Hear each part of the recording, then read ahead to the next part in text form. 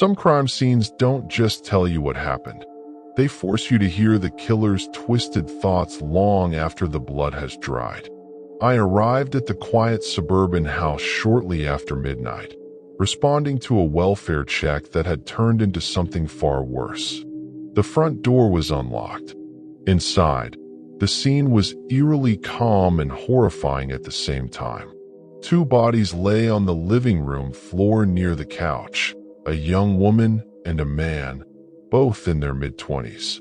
They appeared to have been stabbed multiple times. A third body was slumped in a chair across the room, a large kitchen knife still clutched loosely in his hand, and a single self-inflicted wound to the chest. No signs of forced entry. No struggle that suggested an outsider. It looked like a murder-suicide carried out by someone who had been inside the home. While my team processed the scene, I noticed a small leather-bound notebook lying open on the coffee table beside the third victim. It was his diary. The handwriting was neat, almost elegant, but the words inside painted a chilling picture of obsession, jealousy, and delusion. I sat down under the harsh glow of the crime scene lights and began reading from the final entries. This is what the diary revealed in the killer's own words. I can't help it. I'm a lover boy at heart, a true romantic. My obsessions sometimes overpower me, but right now she looks so beautiful lying there, so peaceful.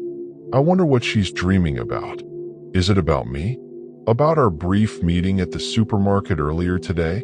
I desperately hope so. I need her to sense my presence even while she sleeps. I didn't mean to stare at her in the store. She was simply breathtaking. I had never seen a woman so stunning. It left me speechless. The way she glanced at me with that quiet uncertainty in her eyes. It felt like she was inviting me to notice her, to desire her. Maybe that's why she hurried away so quickly afterward. I played it cool, keeping my distance like a strong, brooding type should. I followed her out to her car and stayed several car lengths behind as she drove home. I didn't want to make her uncomfortable. That's what sets me apart from other men. I actually care about her feelings.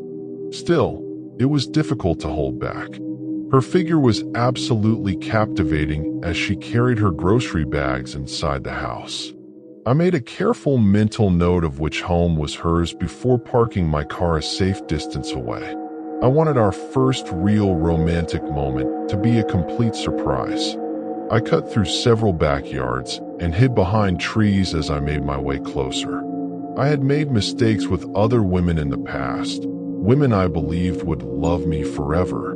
But I had learned from those experiences. This time would be different. She wanted me. I could see it clearly in her eyes. Unlike the others, she would truly appreciate my efforts. When I reached her house, I decided to wait. Daylight can ruin the perfect romantic atmosphere, and I've always preferred a darker, more intense kind of romance. As the sun began to set, however, an unfamiliar car pulled into her driveway. My stomach dropped the moment a well-dressed man stepped out holding a bouquet of roses.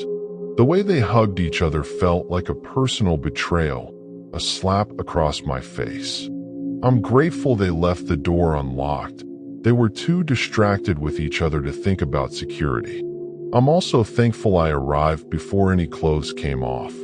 All I walked in on were giggles and flirty, disgusting conversation that turned my blood cold. Something inside me shattered at that moment. Without thinking, I grabbed the large kitchen knife from the counter. I didn't want to hurt the man, but she had left me no choice. And I couldn't bear to traumatize her by forcing her to watch him bleed out on her own floor. So I made sure she fell asleep peacefully first. I was doing her a favor, even if she didn't realize it in that moment. Her betrayal had been almost unbearable, yet even now, as she lies here breathing softly beside this imposter, I am still overwhelmed by my love for her. She has such grace and elegance. She looks so incredibly pretty when she's sleeping. The diary ended there. The investigation confirmed the details. The woman and her actual boyfriend had been murdered in their own home after an innocent supermarket encounter earlier that day. The killer, the man whose diary I held, had obsessively followed her, entered the house uninvited, and carried out the double murder before taking his own life in the same room. The three bodies remained exactly where they had fallen. The young woman and her boyfriend side by side on the floor, and the delusional lover boy seated nearby, still clutching the weapon. His final written words revealed a mind completely lost to obsession, where love and violence had become tragically intertwined. Reading that diary didn't just close the case for me. It left a lingering unease that still surfaces on quiet nights. Some people don't fall in love, they drown in it, dragging everyone else under with them. What if the person you trusted most with your privacy turned out to be secretly collecting pieces of your life without you ever knowing? A few years ago, a mutual friend gave my ex-boyfriend and me a USB drive loaded with music to play in the car. For the first 6 or 7 months, it was perfect. We listened to the playlist on every drive, singing along and enjoying the variety. But eventually, the songs grew stale, and we decided it was time for something new. One evening, my ex plugged the drive into our computer to add fresh tracks. He chose to format it completely to start from scratch. That's when he discovered a hidden folder that had survived the wipe. Inside were hundreds of photographs. The collection was disturbing in its range. Images of celebrities, news anchors, older women, and several people labeled simply as Mum's friends. But then we found photos of me and other women from our close circle of friends. Some of those images had been heavily edited.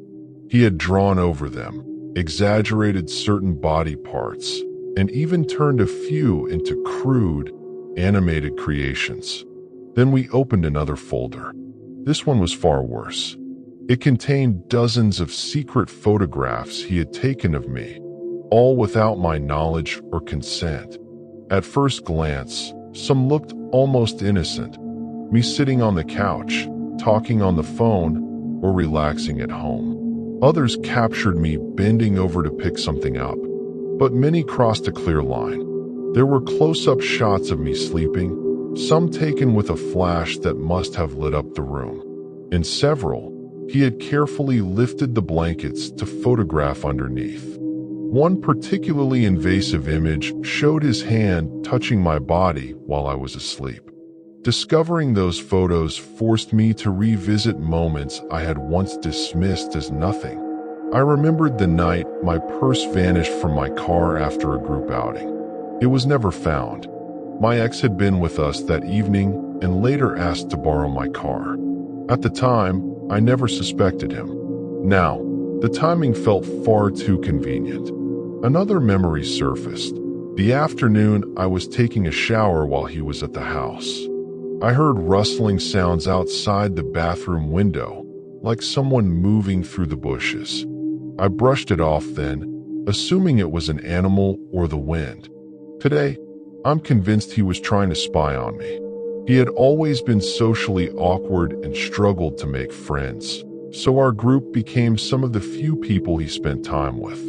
Because of that, I had let my guard down and trusted him completely. That trust, it turned out, was entirely misplaced. When we discovered the contents of the USB, we immediately told several of our friends, including the women whose photos had appeared in the folders. Not long afterward, he sent a group message apologizing. He claimed he had been extremely lonely and hadn't been in a relationship for years, but he admitted that his loneliness didn't justify his actions. What hurt even more was how my ex-boyfriend reacted. He didn't seem to take the violation seriously. Even after we broke up, I later learned he had stayed in contact with the man. It stung deeply, though by then it no longer surprised me. To this day, I still don't know whether anything incriminating was ever found on his devices. There was an unrelated incident where police became involved, but I never received any clear answers about what, if anything, they discovered. The entire experience shattered my ability to trust people. It left me constantly questioning my own judgment and wondering how someone I considered a friend could secretly invade my privacy in such a calculated way. What I once saw as harmless awkwardness now feels like a warning sign I had completely missed.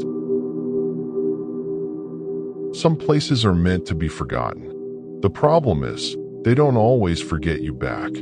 I grew up just a few blocks away from an old psychiatric hospital that everyone in the neighborhood simply called the asylum. My parents often told stories about the patients who used to wander the grounds in loose white gowns, separated from the surrounding houses by nothing more than a rusty chain-link fence. Every so often, someone would manage to climb that fence, desperate for even a few minutes of freedom before being brought back inside. Over the years, sections of the hospital were gradually closed down. The buildings were abandoned and left to decay. Windows were smashed, roofs began to collapse, and thick vines slowly swallowed the brick and concrete. It was eerie how quickly nature took back a place once people stopped maintaining it. Eventually, rumors spread that the last remaining structures were scheduled for demolition. The moment I heard the news, the urge to explore the place one final time became impossible to resist. I convinced a close friend to join me, and we chose a night to go in. It was one of those brutally hot summer evenings where the air felt thick and your clothes stuck uncomfortably to your skin. We were dropped off near the edge of the property and had to push our way through a wide field of waist-high weeds that scratched at our legs as we walked. In the distance, the empty buildings stood completely silent against the darkening sky. The quiet was unnatural. There was no wind rustling the grass, no buzzing insects, no distant traffic noise. Only the sound of our own footsteps crunching through the overgrowth. When we finally reached the first building, most of the windows had been boarded up with plywood. We walked around it slowly, searching for any possible way inside. On the far side, we found one window where the boarding had been ripped away, leaving a dark opening. We exchanged a quick glance, said nothing, and climbed through. The air inside hit us like a wall of ice. It wasn't merely cool, it was freezing, as though the building's old air conditioning system had been running at full power for years despite the summer heat outside. We had entered what used to be the swimming pool room. The pool itself was drained, containing only shallow puddles of dark, motionless water. Broken glass crunched under our shoes as we moved cautiously deeper into the building. The hallways seemed to stretch longer than they reasonably should have, lined with one empty room after another. Inside each room were wire-frame beds, rusted metal cabinets, and pieces of abandoned furniture, all left exactly where they had been when the place was cleared out. Further along, we discovered an old reception desk and began looking through the drawers and shelves that remained. That was when we found the patient files, thick stacks of folders containing names, photographs, medical notes, and diagnoses. Entire lifetimes reduced to yellowed paper and forgotten in dusty boxes. We should have turned around and left right then. Instead, curiosity pulled us onward. At the end of one long corridor, we found a stairwell leading down into the basement level. We descended slowly, our flashlight beams trembling slightly with each careful step. But it wasn't a simple basement. It opened into a long concrete maintenance tunnel that connected the different buildings underground. We walked through the passage for what felt like an eternity until we reached another staircase that descended even deeper. This second staircase was completely flooded. The black water rose exactly to the level of the first step, perfectly still and smooth, without a single ripple on its surface. It looked deliberate, as if someone had intentionally sealed off whatever lay below. We stood there longer than we should have, staring silently into the dark water. Eventually, we managed to break the strange trance and continued exploring. The next staircase brought us up into another building that looked nearly identical to the first. Long, empty hallways, deserted rooms, and the same heavy silence. Near the end of one corridor, we spotted an open door that led back outside. Relief washed over us as we hurried toward our exit. As we moved quickly down the hallway, my flashlight beam swept across the floor and caught something impossible to ignore. A large, dark stain spread across the tiles. It was thick, brownish red, and had dried into the surface long ago. The size and color made it impossible to dismiss. That was more than enough for both of us. We rushed through the open door and didn't stop moving until we had crossed the entire weed-filled field and reached the safety of the road. To this day, my friend still swears that while we were walking through those underground tunnels, he could hear slow, steady footsteps following behind us, matching our pace exactly. I keep telling myself it was nothing more than echoes bouncing off the concrete walls. But sometimes, late at night when the house is quiet, my mind drifts back to that perfectly still, flooded staircase and whatever someone had tried so hard to bury beneath it. I never thought I'd say this, but the moment you become a parent, something inside you breaks and then rebuilds itself around that tiny human, whether you wanted it or not. I tried my best. God knows I really tried. I never planned on becoming a father at 16, but life doesn't ask for permission. When my son was placed in my arms, I swore I'd raise him right. I worked 2 jobs, skipped sleep, and grew up right alongside him.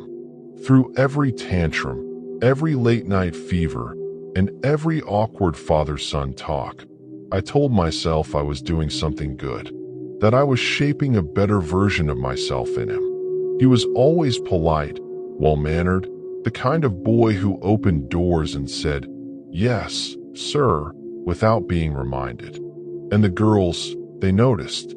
By the time high school started, he had a new love of his life every few weeks.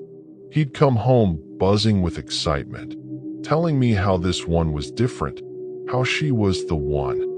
I never had the heart to dampen his enthusiasm. He was only 15. Puppy love, I thought. Harmless cafeteria dates and innocent hand-holding. But by 17, things had changed. He started bringing them home.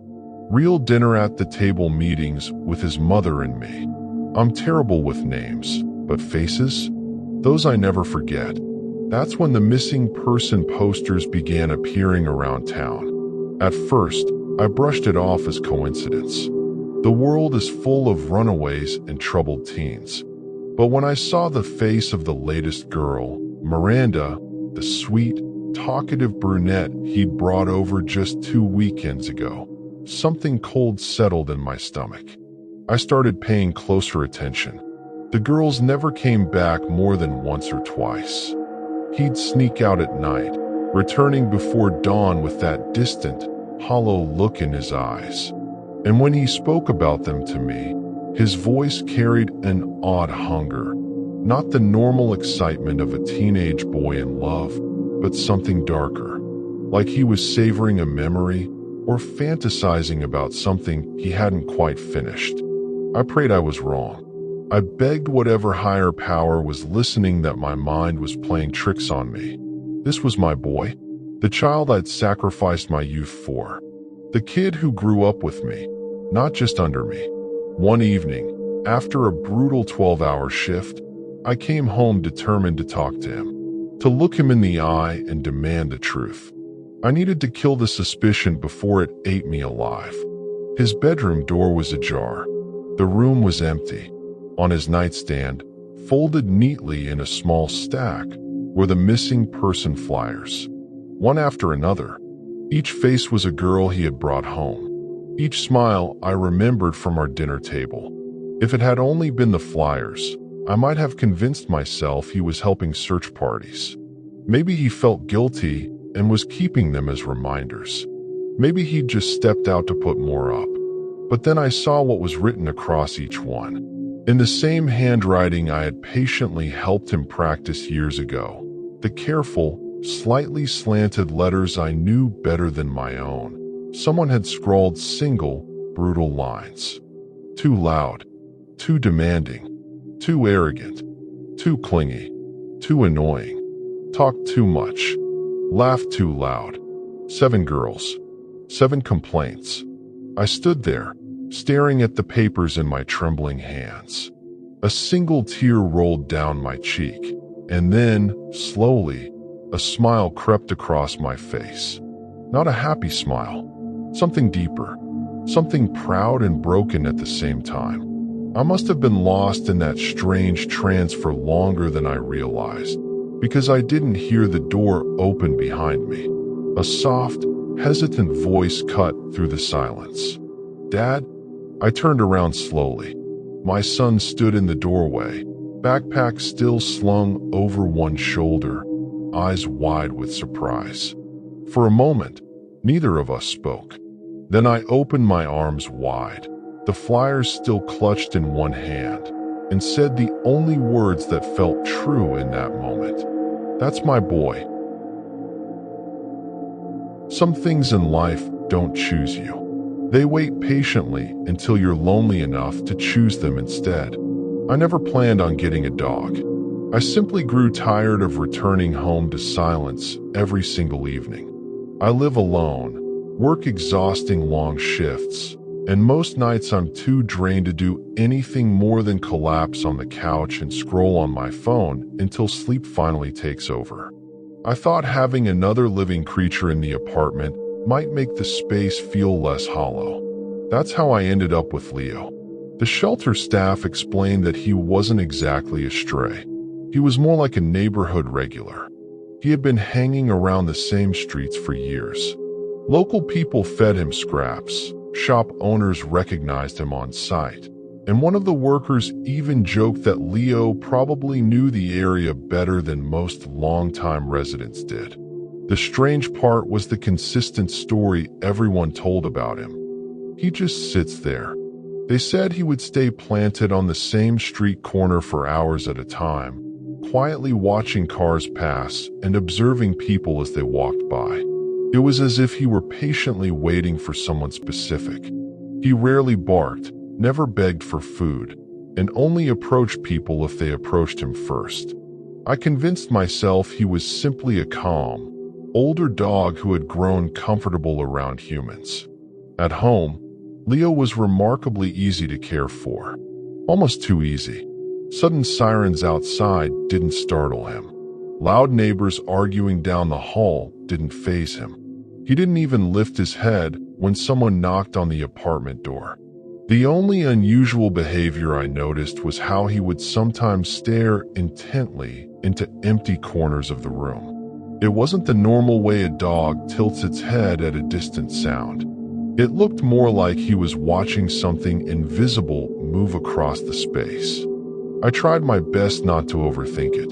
The night everything changed, I had just returned from another long shift and fallen asleep on the couch with the television still playing in the background.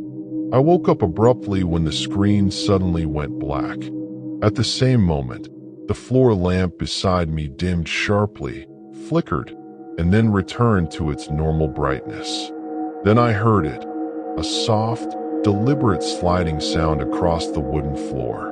It was quiet, but unmistakable enough to send a cold jolt through my stomach. Leo was already on his feet. He stood rigidly near the front door, staring fixedly at something I couldn't see. A single glossy flyer lay on the floor just inside the apartment, as if it had been slipped underneath the door. The situation felt impossible. I live on the 3rd floor. None of the windows were open, and I was certain I had locked the door when I came home. Yet there the flyer was. It was an advertisement for Happy Tales Doggy Daycare. The paper felt thick and expensive, with a shiny, professional finish, nothing like the cheap flyers people usually slide under doors. It offered a free temperament test and 1 complimentary day of daycare. Since I worked such long hours, the idea immediately appealed to me. I probably should have tossed it straight into the trash. Instead, I set it on the counter and kept it. The following day during my lunch break, I called the number listed on the flyer. Someone answered on the very first ring. The woman's voice sounded unusually enthusiastic, almost as if she had been eagerly waiting for my call. We scheduled an appointment for the upcoming Saturday. When Saturday arrived, I drove to the address provided. It was located on a familiar road I traveled nearly every day, yet I had somehow never noticed the building before. That should have been my first clear warning sign. The interior looked more like an indoor paradise than a typical dog daycare. There was artificial grass, decorative trees, and bright sunlight streaming through expansive glass ceilings. Everything felt carefully staged, almost too perfect. The woman at the reception desk greeted me with a warm smile, then immediately looked down at Leo and said cheerfully, "Hi, Leo." I froze. I had never mentioned his name to anyone on the phone. Before I could question her, another staff member appeared and led Leo away for his temperament test. When I returned later that afternoon to pick him up, 4 employees were now standing behind the desk. All of them were smiling in exactly the same polite, unchanging way. Leo spotted me and bolted straight in my direction, practically dragging the handler behind him as if he couldn't wait to leave. They told me he had passed the test with flying colors and that I was welcome to bring him back anytime. On the drive home, Leo behaved differently than usual. He didn't press his nose against the window to watch the passing scenery. He simply sat motionless in the back seat, unusually still. That night, I woke up to the sound of frantic barking. Leo was standing in the middle of the hallway, teeth bared, staring intensely at nothing at all. I can't fully explain it, but from that moment forward, the apartment no longer felt empty. Whatever had followed us home from that strange daycare, Leo had clearly been waiting for it all along.